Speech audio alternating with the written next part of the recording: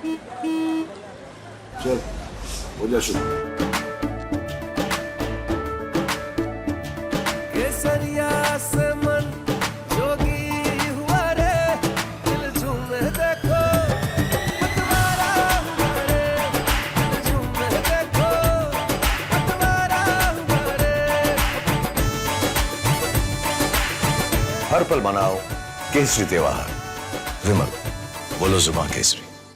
ये जो जहर मैं बार बार आपके माध्यम से, आपके वायर सर्विस के माध्यम से कहता रहा, जब आप भैंस मंगलसूत्र मुजरा को विमर्श बना देंगे, हिंदू मुसलमान इंडिया पाकिस्तान करते रहेंगे कि ये भैंस खोल के उसको दे देगा, ये प्रॉपर्टी आपको, तो उसके नतीजे में देवेश चंद्र ठाकुर जैसे लोग मिलते हैं। उनको लगता है कि ये नॉर्मल है। इतनी विद्वेषपूर्ण बातें, मतलब संसदीय लोकतंत्र की मर्यादा कहाँ आ गई? सब तार तार है। 5,15,000 लोगों ने इनको वोट दिया है और तकरीबन मैं समझता हूं 6 लाख लोगों ने इनको वोट नहीं दिया, जिसमें 470 के आधार पर अर्जुन राय जी को मिला हमारे दल से जो थे। यानी उसके सांसद कोई और हो जाएंगे क्या? ये कौन सी जुबान है? ये कौन सी सोच है? मुझे तो आश्चर्य है कि नीतीश जी की तरफ से कोई प्रतिक्रिया क्यों नहीं आई। अगर इसी प्रकार हमारे देश की डेमोक्रेसी में देवेश चंद्र जी जैसे लोग बोलते रहे तो क्या आप कहां उम्मीद रखेंगे? ये लोकतंत्र का ऐसा क्षण है जिसमें हर व्यक्ति को, हर सांसद को अंतरावलोकन करना चाहिए। ठीक है। दूसरा महत्वपूर्ण सवाल ये है कि प्रियंका गांधी के करीब आने के पीछे उनको निपटाने की कोशिश है। उन्हें तो कांग्रेस का अध्यक्ष बनाना चाहिए और ये भी तय हो गया कि कांग्रेस पार्टी को अब भी हिंदू मतदाता पे भरोसा नहीं है। मुझे बेहद खुशी है कि आप लोग अक्सर उनसे बात करते रहते हैं, प्रमोद जी से और प्रियंका जी के करीबी। ये सारे विशेषण जो है ना, कभी प्रियंका जी से भी पूछ लिया होता। खैर बहरहाल उनकी टिप्पणी पर मैं क्या कहूं। ये कांग्रेस का अपना डिसीजन है कि वायनाड से प्रियंका जी लड़ेंगी। वो वायनाड से लड़ेंगी तब भी संसद में अपनी भूमिका का निर्वहन करेंगी, संगठन में अपनी भूमिका का निर्वहन करेंगी। और ये देवेश चंद्र ठाकुर जी जैसा ही बयान है कि इस पर भरोसा नहीं है। अरे कौन? हर व्यक्ति इस देश का हिस्सा है भाई। नागरिकों के बीच में पैमाना लेके बैठे हुए हैं आप लोग। क्या बना रहे हैं? इसमें जो लोग भी इस प्रश्नोत्तर में भी शामिल हैं कि उनसे सवाल किया जाए और ये वो बोलेंगे साझा गुनहगार है।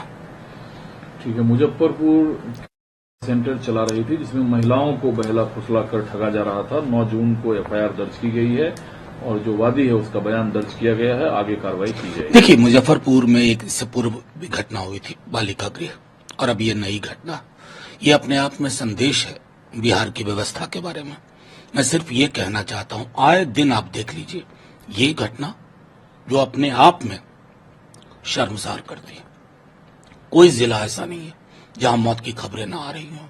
हाँ, हमारे मीडिया के साथी लोग जंगल राज नहीं ढूंढेंगे अभी, मुझे पता है उनकी मजबूरियां, लेकिन उनसे आग्रह करूंगा कि अगर आप ये सवाल नहीं करेंगे तो लोग ये सवाल लेके आपके दरवाजे पे खड़े होंगे। ठीक है। रेल मंत्रालय से खूबी अनुभव है। सिर्फ वंदे भारत ट्रेन के नाम पर ब्रांडिंग की जाती है। दुरंतो मैंने शुरू की थी, उसका आता पता नहीं है। और जो घटनाएं ना हो उसके लिए जो तकनीकें लगाई गई थी उस पर चर्चा नहीं है।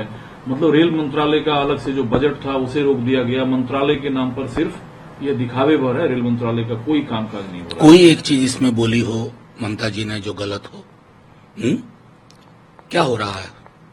मौत, हादसा, मौत, मुआवजा, फिर अगले हादसे का इंतजार। और रेल मंत्री और प्रधानमंत्री वंदे भारत का उद्घाटन करते हैं। अरे एक बार जाके देखो ना, कंचनजंगा, लिच्छवी, श्रमजीवी, श्रम शक्ति जैसी ट्रेनों का क्या हाल है? स्लीपर कोचेस कितने थे और कितने लगाए जा रहे हैं? स्लीपर कोचेस की क्या हालत है? मतलब दुनिया में क्या दिखाना चाहते हैं? आपकी प्राथमिकताएं क्या है भाई? कवच को लेके यूं यूं दिखा रहे थे, कहां गया कवच? मतलब हादसा भी फोटो अपॉर्चुनिटी नहीं होनी चाहिए। और कहीं तो अकाउंटेबिलिटी, इस सरकार की सबसे बड़ी दिक्कत है अकाउंटेबिलिटी मैकेनिज्म ही नहीं है। किससे कहोगे? नीट में इतना बड़ा मचा हुआ है, शिक्षा मंत्री का कोई रोल नहीं है, वो क्लीन चिट दे रहे हैं। यहां दुर्घटनाएं हो रही हैं, बालासोर के बाद ये कंचनजंगा का दार्जिलिंग में, कोई नहीं जाएंगे, मुआवजे की घोषणा होगी, 100-150 तस्वीरें आएंगी, कहानी खत्म, फिर अगले हादसे का इंतजार। सर, चुनाव परिणाम के बाद ईवीएम का कि सबसे पहले लेफ्ट पार्टी ने ईवीएम का मुद्दा उठाया था और यह सिर्फ अब राजनीतिक दल का मुद्दा नहीं रहा, बल्कि नागरिक और जो सामाजिक संगठन है वो इस मुद्दे को अब जगह जगह उठा रहे हैं।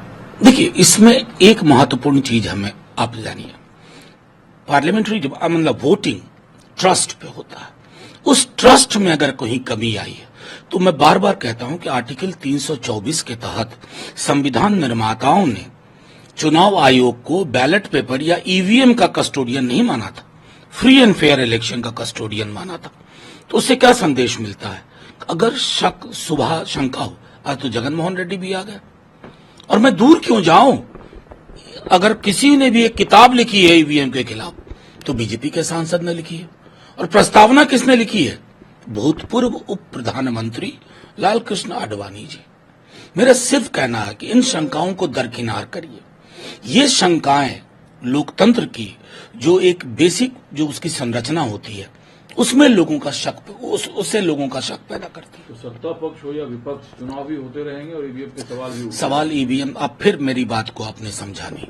मेरा सिर्फ इतना कहना है, ईवीएम को लेके अगर डाउट है तो वो खत्म होना चाहिए ना। कब? नहीं, जैसे आपको उदाहरण दूं, अभी मुंबई वाली घटना, इलेक्शन कमीशन का जवाब कन्विंसिंग नहीं। कन्विंस करिए, आप कन्विंस क्यों नहीं कर पा रहे? आप बड़ी बड़ी बात करते हैं और ये हमें नहीं भूलना चाहिए।